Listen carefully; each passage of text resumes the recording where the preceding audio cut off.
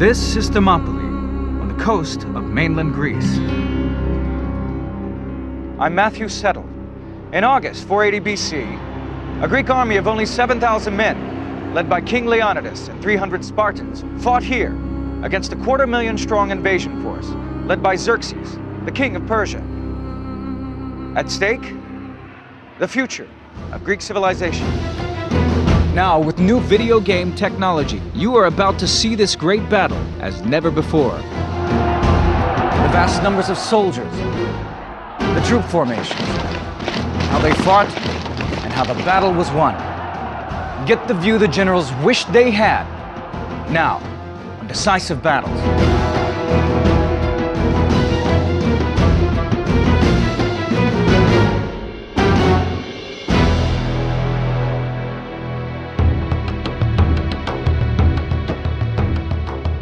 2,500 years ago, Greece was not a unified nation.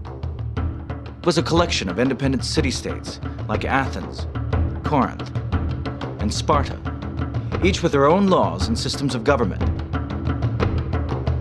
The Greeks lived under the shadow of the mighty Persian Empire, which stretched from present-day countries like Turkey, through northern Egypt, Israel, Iran and Iraq, to Afghanistan and northern India. 2/3 of the known world. But even this was not enough for the Persian king Xerxes. He wanted to expand into Europe. Greece was the gateway.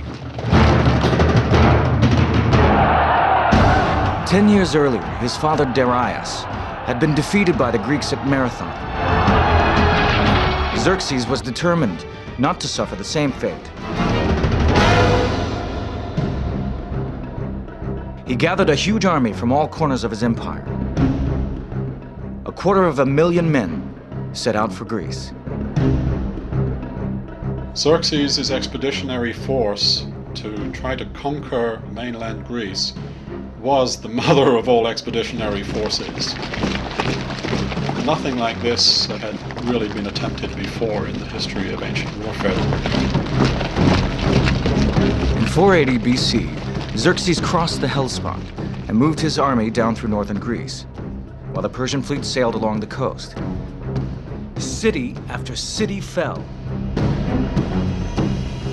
Xerxes was a pretty fierce sort of guy. He wouldn't stop at anything to achieve his aims.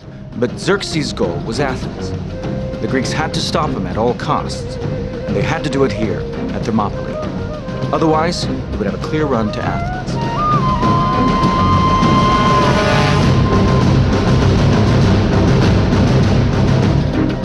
Given the configuration of the Greek peninsula, that is where an army of any size has to come down. Thermopylae was the obvious place.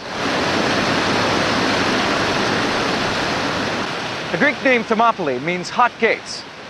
The place was famous for its hot springs. With high rugged mountains on both sides, the narrow pass was easily defensible.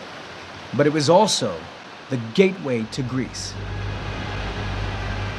But 2,000 years of sea and wind have eroded the battle site away. This is what it looked like in 480 BC. The Greeks sent an army of 7,000 men to hold the pass. They were joined by 300 soldiers from the city of Sparta. It is impossible to imagine a city more unlike Athens than Sparta. Spartan society was at the opposite pole from Athenian society. Athenians were very open. The society was wide open to anyone who wanted to come there, and they would share everything with us, whereas the Spartans was a very closed society. Spartans were educated to be soldiers, nothing else. From the age of 7, all Spartan boys trained for war. The army was their life. Even when married, the Spartan men had to live in barracks. They couldn't take up any other trade. They couldn't deal in business or commerce. All ordinary work was done by slaves. Sparta was a small town. It had no more than 9,000 peers, full Spartan citizens at any one time. So this army everybody knew everybody else. If you were standing in formation, your brother might be over there, a couple of ranks behind. Your father might be over here. Your cousins would be over there. They provided the leadership, they provided the spearhead, they provided the backbone. In every respect, their presence was what made Thermopylae what it was. The 300 Spartans that marched to Thermopylae were led by Leonidas, the king of Sparta. He wasn't optimistic about his chances against Xerxes. For one thing, he had set out during a Spartan religious festival. This was thought to bring bad luck. Also, the Greeks had received bad news from the oracle here at Delphi.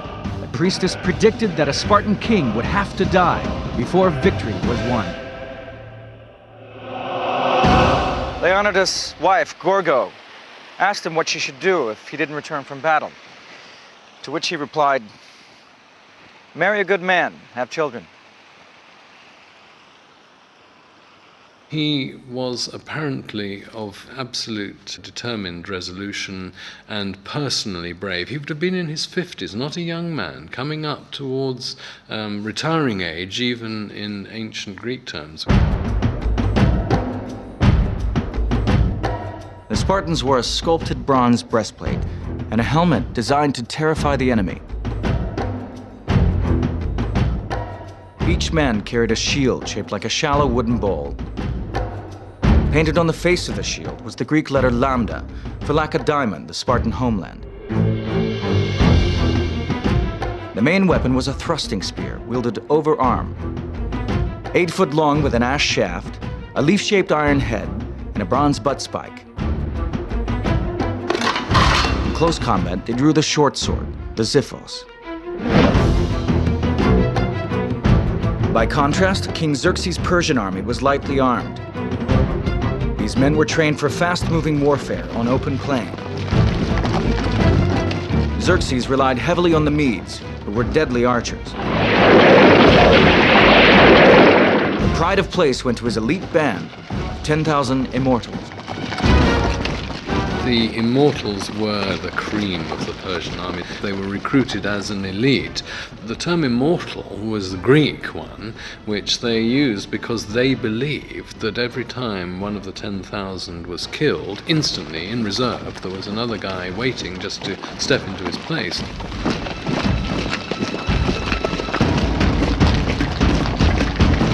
Leonidas stood with his Spartans at the narrowest point in the pass, 7,000 Greek troops deployed behind them. They defended a low wall. Xerxes drew up his army on the flat floor of the entrance to the pass. Xerxes waited 4 days once they got into position there because he couldn't believe that these Greeks were going to actually stand and fight. He thought it was a joke. On the 5th day, his patience ran out. He demanded, "Surrender your weapons." Leonidas shouted back, "Come and get them." A lone scout rider got sent by the Persians up to where the Spartans were waiting before the battle. And some of the Spartans were out there doing their gymnastics. They were oiled up and they were combing their hair. And the rider just looked, it just blew his mind. What were these guys doing? How could they be so blasé? And of course, what they really were doing was psyching themselves up to fight to the death. Xerxes had a throne set up on a nearby hill. From several hundred feet above, he ordered his Medes into action. From their vantage point, the Greeks could only see a few thousand. This was merely the advance party for a force of 10,000 Medes, which wound round behind the mountain. Leonidas held back his Spartans and ordered the Greek troops forward.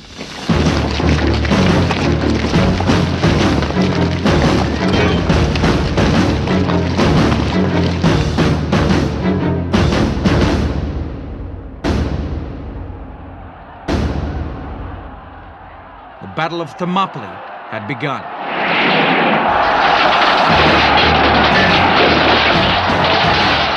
It would not be the walkover that Xerxes imagined.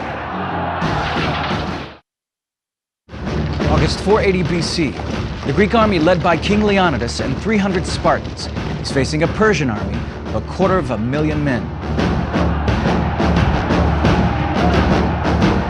The Persian king Xerxes watched in disbelief as 700 Greek troops formed up at the valley entrance. They lined up in a phalanx formation. The phalanx was a forest of spears. The commander would signal for the push, the rear ranks pushing forward and pressing their shields against the backs of the men in front, and you pushed against the forces opposing you and literally tried to shove them backwards and drive them off the field.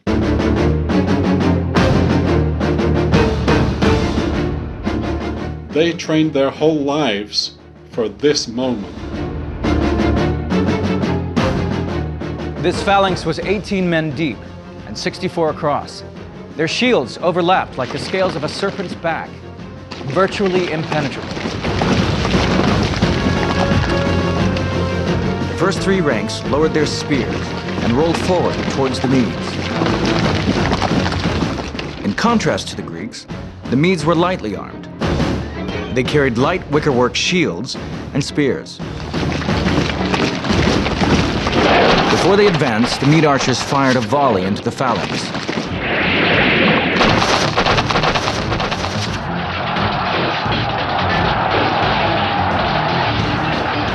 Leonidas sent in more Greeks to reinforce the phalanx, pressing their weight into the backs of their fellow troops. Volley after volley of arrows filled the sky.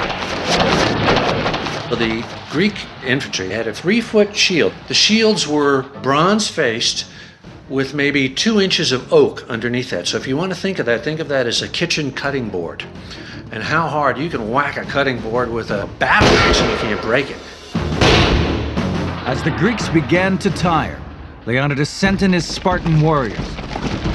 They advanced in a phalanx formation as the exhausted Greeks ran back. As they would advance, they would be talking to each other and inspiring each other, encouraging each other to advance while these other people are advancing towards you. I mean, as each step got closer and closer, the terror must have been unbelievable. The highly trained Spartans slaughtered all in front of them. The Medes saw that their own weapons were useless, and in desperation began grabbing at the Spartan spears. But now the Spartans drew the Xiphos, and the real butchery began.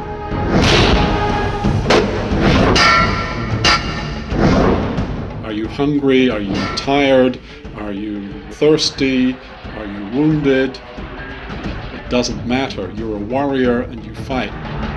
The confined space made it impossible for the Persians to take advantage of their superior numbers. They could not pack enough men into battle against this unrelenting killing machine. Combat in those days was all hand-to-hand. Nobody shot anybody, no smart bombs came in. If you were going to kill the enemy, he was going to be right in your face and trying to kill you. Wave after wave of Xerxes' warriors perished as they tried to penetrate the Spartan shield wall. Leonidas joked, "Xerxes has plenty of men, but no soldiers." But the Spartans took casualties as well. The Spartans had a method for identifying their dead, many of whom were battered beyond recognition. They would take a twig and put their mark at either end. And they'd break it in half. Half was kept in a bowl behind the lines, and the other was worn around the wrist. So there you have the ancient equivalent of a dog tag. If the soldier survived, he could reclaim his twig after the battle. If not, the dead and lost could be easily counted. As the battle moved into the second day, the Persians could make no headway. They were simply not prepared for this kind of fighting. Far removed from the wide-open plains of the east where cavalry, chariots, and light infantry could decide the outcome. Sitting on his hillside throne, Xerxes became more and more agitated, jumping to his feet every so often like a spectator at a football game. Xerxes just said, "Hey, you guys go out there and take that pass, kick these guys out of the way." And these lightly armed Medes went up against the heavily armed Greeks, and the heavily armed Greeks kicked their butt. Xerxes decided to play his trump card and send in the immortals. There might have been hundreds of thousands of soldiers on the battlefield, but now the combat was between two fighting elites. 10,000 Persian immortals against what remained of 300 Spartans. August 480 BC. The Spartans had held the pass at Thermopylae for nearly a day and a half. Xerxes had failed to crack their defense. Now he gambled everything by sending in his own personal guard, the Immortals.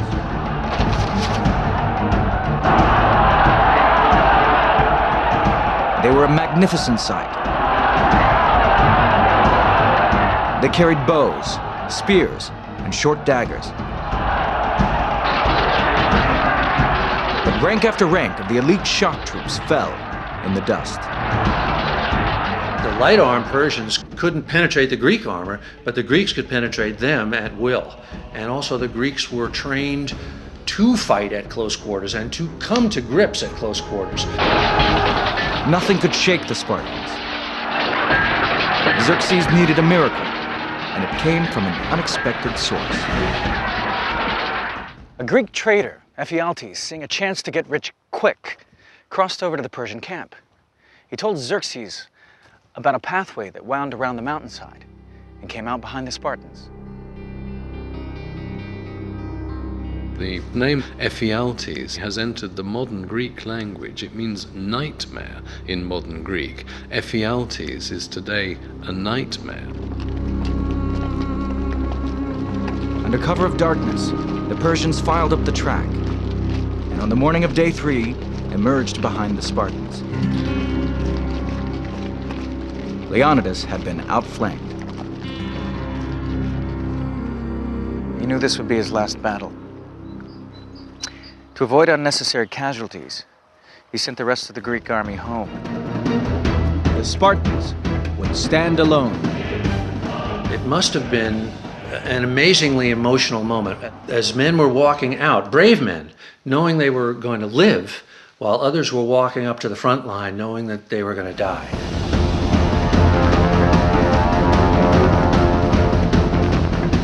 One of the Greeks had warned, the Persians have so many archers that their arrows will blot out the sun. Well said the Spartan Dionysius, we will fight in the shade. This was Spartan wit. And when somebody says something like that, you laugh and fear goes away. Leonidas was more somber.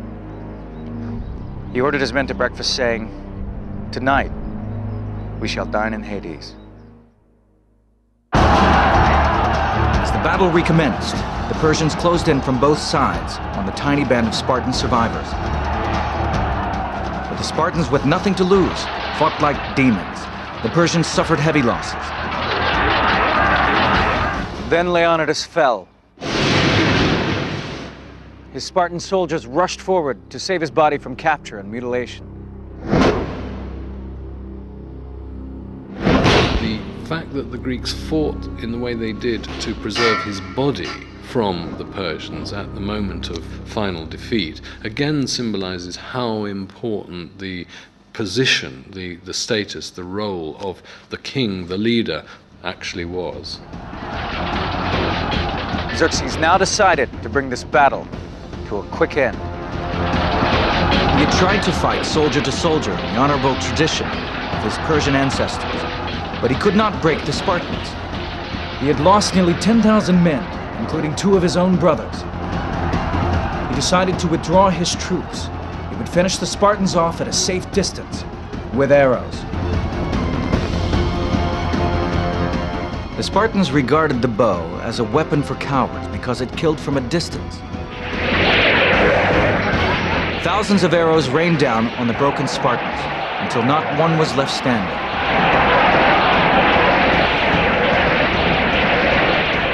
They were finished off by the weapons they despised most. A furious Xerxes ordered his men to find the body of Leonidas, and once they'd found it, to cut off his head and stick it on a pole. The Spartan king had made him pay a terrible price for victory at Thermopylae. 10,000 casualties was a drop in the bucket from such a vast force.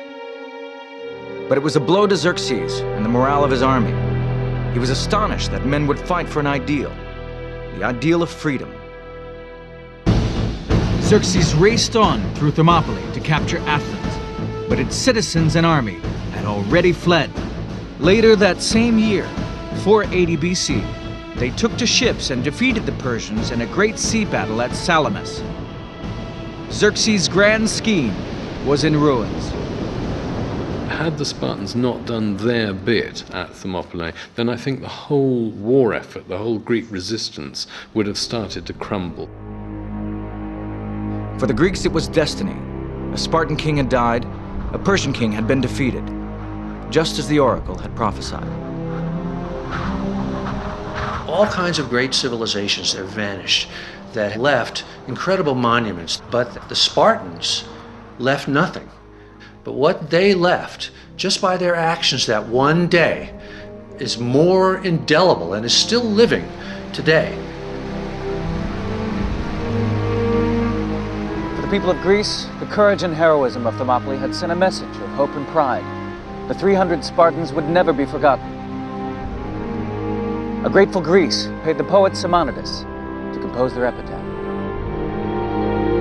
Go tell the Spartans, stranger passing by, that here obedient to their laws, we lie.